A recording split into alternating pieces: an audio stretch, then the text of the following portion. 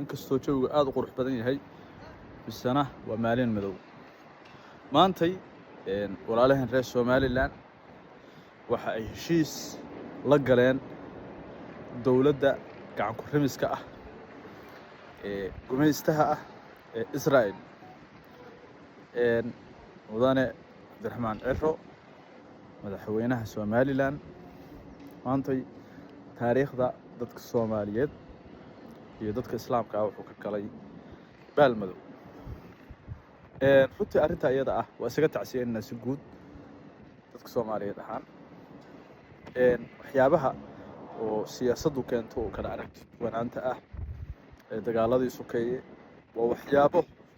bulshooyinka adduunka oo dhan soo dhex mara laakiin in wax lagu darsado dawlad gumeystuhu sameeyey oo gumeysi ku dhisan oo ku darsata dulmi iyo xasuuq waxay ka tarjumaysaa arrintaas arrin maaragtay aad u qaab daran dawladda Israa'iil tani aasaaskeedii waxay ahayd xanuun iyo kansar lagu dhex abuuray ummadda Islaamka ah oo degta ilaa Tanja ilaa Jakarta dawladnimooyinkooda ammaankooda horumarkooda waxay ku ahayd threat bahal iyo abeeso cunaysana waxay ku ahayd dadka reer Falastiin dadka iyaga ah marka in lala heshiiyo wax lagu darsado waa arrin ay tahay in maaragtay isaga tacsiyeeyo siyaasad ahaan dadka wax ku darsaday Israa'iil kama faa'iidin bale waxay u soo jeedeen dhibaato iyo sumcad xumo ay ugu horeyso dawladda Mareykanka oo maanta dadka Mareykanka ay isweydiinayaan madaxdoodii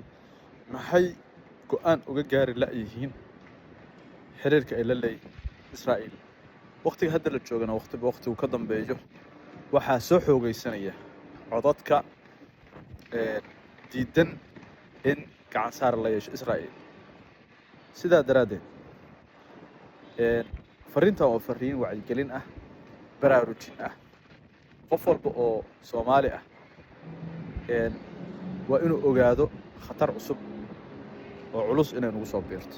khatarta iyadaana waxaa loo baahan yahay in gaashaanka loo daruuro fikir ahaan laga soo horjeesto qof walbana uu mowqifkiisa uu ka qaato dadka Soomaaliyeed meel walba ay joogaan waxaa ku habban in ay noqdaan mid ay ilaashadaan gobonimadooda